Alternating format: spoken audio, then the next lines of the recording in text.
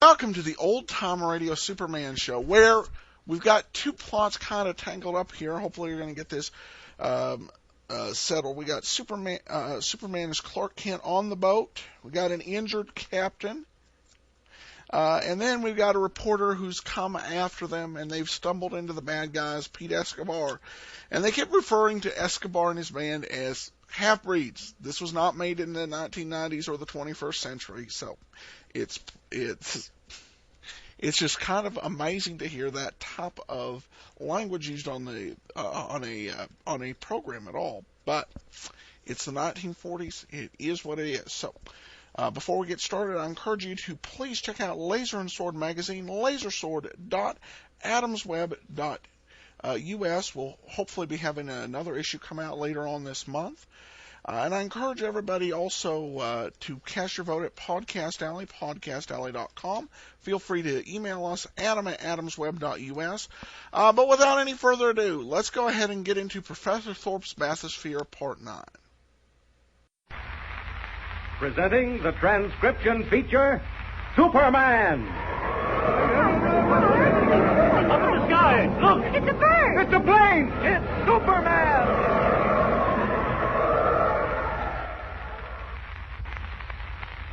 And now, Superman, strange visitor from another world who has come to Earth resolved to dedicate his amazing physical powers to the never-ending fight for truth and justice. Superman, who can leap tall buildings at a single bound, race a speeding bullet to its target, and who mingles with ordinary men disguised as Clark Kent, mild-mannered newspaper reporter. Kent had accompanied Professor A.B. Thorpe, inventor of a new deep-sea diving bell, on a voyage to the Caribbean Sea in search of a fabulous sunken Spanish gold treasure. When he failed to communicate with his paper, the Daily Planet, editor Perry White became worried and sent Bill Wentworth, another reporter, down by chartered plane to investigate. Hidden aboard the plane was Jimmy Olsen, Daily Planet copy boy and friend of Clark Kent. In Manau, the port from which Professor Thorpe's ship, the Juanita, had sailed, Bill Wentworth and Jimmy tried to hire a boat to search for the missing Juanita. By a strange twist of fate, they were led to Pete Escobar, a half-breed who had been the cause of all the Juanita's troubles. Jimmy let slip why they wanted a boat, and Escobar refused to rent them his. Before leaving Escobar's hangout, a back room at the Paradise Cafe, Jimmy found an old Spanish coin on the floor. On the street, he and Bill Wentworth examined it, were convinced it was part of the professor's sunken gold treasure. They were about to return to question Escobar when two men came out of the cafe and started after them. In the meantime, the Juanita, leaking and battered from the hurricane, is slowly making her way towards Manau. As our story continues today, we find Clark Kent and Professor Thorpe conversing on deck. Listen. The first mate says we'll be picking up the Manau lighthouse within the hour, Professor. The sooner the better, Kent. How's Captain Maddox? Still unconscious. That stab wound he got when Pete Escobar and his henchmen came on board the Juanita was pretty deep. The wound in your shoulder seems to be healing up pretty well. Yes, I'm all right. But I'm worried about Maddox. Unless we reach Manau soon, it may be too late. We're going as fast as we can, Professor. Incidentally, I never did really understand what happened last night. Well, you remember that after the Bathysphere shot to the surface with Gleason, myself, and the gold treasure inside it, you, Captain Maddox, and the crew hoisted it on board. Yes. And then you suggested that everyone turn in. I recall the gold was left right in the Bathysphere. Yes, that's right. Well, along about midnight, unable to sleep, I came up on deck and found Captain Maddox. Uh-huh. We chatted a few minutes, and then I offered to show him the Spanish gold. As we drew near the Bathysphere, Escobar and his partner jumped out from behind the diving bell and attacked us with knives. And that's all I remember. I'm sorry I wasn't there with you, Professor. What good would that have done? Two men with knives were a match for a dozen who were unarmed. Well, you can't tell. I might have been able to hold them off. Well, there's no sense in discussing it now. It's all over. The gold is gone, and Maddox lies at death's door. I've been a failure, Kent. A horrible failure. Oh, it wasn't your fault, Professor. I'm afraid it was, Kent. I should have dealt severely with Escobar and his gang when they first attacked us in Manau Harbor and tried to steal the Bathysphere. I shouldn't have let them escape. Well, we all make mistakes. I know, but this escape was a costly one. $2 million in gold. And possibly a man's life. I have nothing more to live for, Kent. If my dream of building a scientific institute that would work for the betterment of mankind shattered into a million fragments, all I am is an old, useless man. Oh, that's not true, Professor Thorpe. I'm afraid it is. This is my last chance to achieve success, and I missed it. Oh, maybe you haven't. Oh, it's time for me to go down and look at Captain Maddox. I'll go with you. All right. Kent, do you think there's any hope for him? I don't know. He's lost a lot of blood, but if we can get him to a doctor... Is the one in Manao? Yes. Oh, here's his cabin. Kent, look at him in his face. He's as pale as a ghost. What's happened? His pulse is very weak. Seems to be slipping fast. Oh, Kent, what can we do? We're an hour from the lighthouse. How far from the harbor? 2 hours at least. Professor, you'd better go up on deck. I'll take care of Captain Maddox. But how? Never mind. Just go up on deck. You're looking pale yourself. Go on. All right, but I don't know what you think you can do. Well, you just leave it to me. Now that he's gone, I'll see what I can do. Not as Clark Kent, but as Superman. 2 hours to Manao Harbor. Poor Maddox will never last that long. It's a matter of minutes now. Somehow I've got to get off this ship with him and not be seen. Be taking a desperate chance in broad daylight, but life and death hang in the balance. Well, here goes. Up with him gently. There we are. Now to reach the starboard deck without being spotted by one of the crew. Easy. Easy. So far, so good. Only a few more steps to go. Now, here's the deck. A split second to reach the rail, and then off. Oh, no, wait. Someone's coming. A sailor. Oh, it was a little too close for comfort. I'll wait until he gets behind the deck house, and then the coast will be clear. Now, up, and away!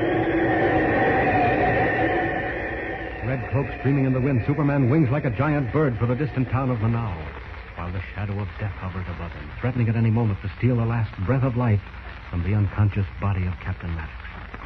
In the meantime, a man and boy race wildly through Manao's narrow streets and finally stumble exhausted into their room at the waterfront hotel. Slam the door, Jimmy. Lock it. You bet I will. Thought sure they were going to get us. We're not done with them yet. Here, pile those chairs up against the door. Right. You think they'll try to break in? I wouldn't put anything past those half-breeds. Here, help me with this table. Okay. It's all my fault, isn't it? If I hadn't mentioned the Juanita, everything would have been all right. Oh, forget it. What's done is done. Shh. Listen. Someone's coming up the stairs. Don't move. They're trying to get in. Open the door, Americano. Don't answer. Open, Americano. Jimmy. Yeah? Slip over to the window quietly. That's fine. Now help me raise it. All right. Gently. Take it easy. That's it. That's the stuff. Oh, let him bang. That won't get him anywhere. Let's see whether we can climb out and down to the street. Send them climb down on. No drain pipe. Nothing. I'm afraid you're right. We'll just have to sit here and wait. I'd give my right arm for a gun. We make plenty trouble, Americano. Let them talk. Words can't hurt us. Well, I guess you're sorry now you're stowed away on that plane, eh, Jimmy? Oh, no, I'm not. I like excitement. But when Clark Kent and I were up my aunt's place... Wait a minute. They're going down the stairs. You think they've given up? Not if I know half-breeds. We'd better close the window and draw the shade. Okay. What do you think they're going to do, Bill? There's no telling. By the way, have you still got that gold coin you picked up at the cafe? Oh, yeah. Here it is. Dated 1784. Yes, there's no question about it, Jimmy. This is one of the doubloons from the sunken treasure Professor Thorpe was after. Then Escobar has got the treasure. Well, it looks that way. How did he get it? Probably stole it off the Juanita. Jimmy? Yeah? If anyone knows the fate of that ship and the people on board her, it's that greasy half-breed. And we've got to do our level best to get out of here and worm the truth out of him. What's that? A stone hurled through the window pane. Here it is on the floor. Look, there's a message tied around it. Yeah, and it's written in Spanish. Maybe I can translate it. Let's see. This is a last warning. Unless you give up, it will death your be... No, that's not quite right. Now, unless you give up, death will be your end. Well, it means the same thing. Do you think they mean it? Well, I wouldn't be a bit surprised.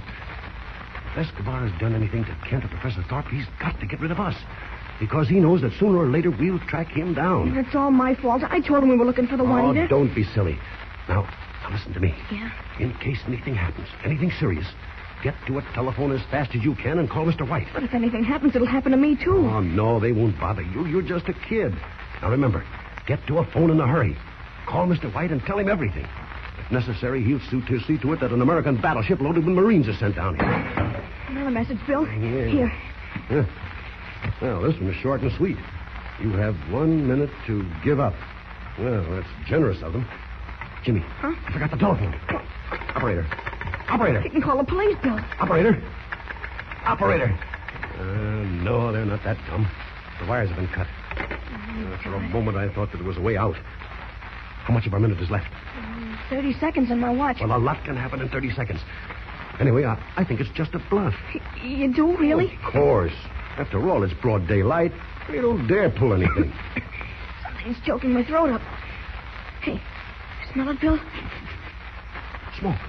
Bill, you don't think that Oh, they'll... take it easy, kid. Take it easy. Don't lose your head. It's smoke, all right. But where's it coming from? Look, the cracks in the floor over in the corner. Yeah, you're right. The floor's getting hot. That means they've done it, the rats. You mean set the place on fire? Yeah, that's what it looks like. Or maybe it's just a smoke bomb or a smudge to scare us out. We'll wait and see. It's getting worse, Bill. Stay close to the floor. Put a handkerchief over your mouth. If it's just smoke, we can stand it. The window pane is broken and we're getting air. What's that crackling sound, Bill? Kid, I'm afraid it's more than just smoke. They weren't bluffing. The place is on fire. Get through the window. Right. Oh, we don't dare jump. It's a good 100 feet to the ground. What about the bed sheets? Couldn't we tie them together? Oh, there's only 2 of them. They're not long enough. What do we do, Bill? Let's see if we can get through the door. Come on. Help me Okay. move this stuff. Right. Put the chairs out of the way. There we are. Take it. Now stand back and I'll open the door. Okay. Oh, not a chance. That hall is an inferno. There's only one thing left, Jimmy. We've got to give up. I'll yell out the window. Hey! Hey! We give up. We give up. Didn't they answer? Where are they? Oh, gone, I suppose. They wouldn't hang around after setting a place on fire. Jimmy, look out! The door's coming in. It looks like we're trapped, Jimmy. Trapped. Trapped by Escobar's hired desperados in a tiny hotel room, Jimmy Olsen and Bill Wentworth are helpless to save themselves from the roaring inferno that soon will turn the wooden building into smoldering ashes. How will Superman, winging his way towards Manaus, be of help in snatching them from disaster? Don't forget to tune in next time and follow the thrilling story with Superman. And remember, tune in the next thrilling installment of the transcription feature, Superman. Up in the sky, look! It's a bird. It's a plane! It's Superman!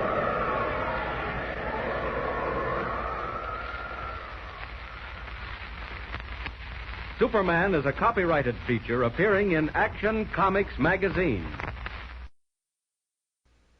Welcome back. We've basically been left with a heck of a cliffhanger because Superman's flying into the city and he doesn't know they're in the warehouse. Though the majority of the episode seemed to be them hiding in the warehouse. And again, that has to do with the split plot. It's really hard to do this, I think, in a 15-minute show. Or in this case, a 12-minute show to have two different sets of characters in different scenes. Because we ended up with a lot in the warehouse. But we'll find out how they'll get out of this raging inferno on Sunday in part 10. So stay tuned. For now, I thank everybody so much for listening. Please feel free to send email to adam@adamsweb.us and check out the magazine lasersword.adamsweb.us.